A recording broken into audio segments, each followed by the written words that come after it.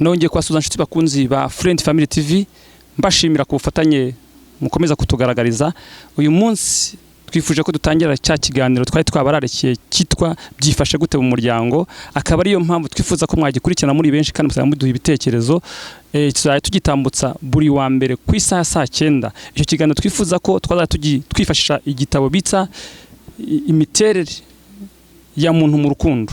Twifuza ko rero twazagikurikira turi benshi kandi tukagira icyo kitwungura haba muri society nyarwanda cyangwa se nawe waba uri mu rugo ukifuza ko cyagira umumaro mu rugo wawe. Ikiganiro byifashe gute mu muryango kizakigaruka ku ngingo arizo umuco, imibanire mu muryango ndetse n'iterambere mu muryango. Ese wowe mu rukundo waba uteye ute? Ese abo ubona mu rukundo baba bitwaye bate, haba mu rubyiruko cyangwa se mu bakuze? Ushobora kuzadufasha uduha ingero zimwe na zimwe kubo ugenda ubona imyitwarire yabo, haba abari mu gihugu cy'u Rwanda cyangwa se no hanze yacyo. Turabararikira cyane gukurikira iki kiganiro kuko kizafasha benshi, cyangwa se nawe wagira icyo wunguka ukazabifasha abandi.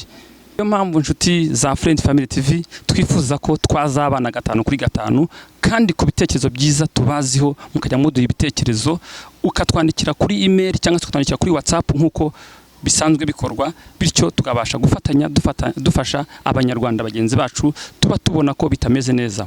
Murakoze kandi tuzabana neza, mugira amahoro.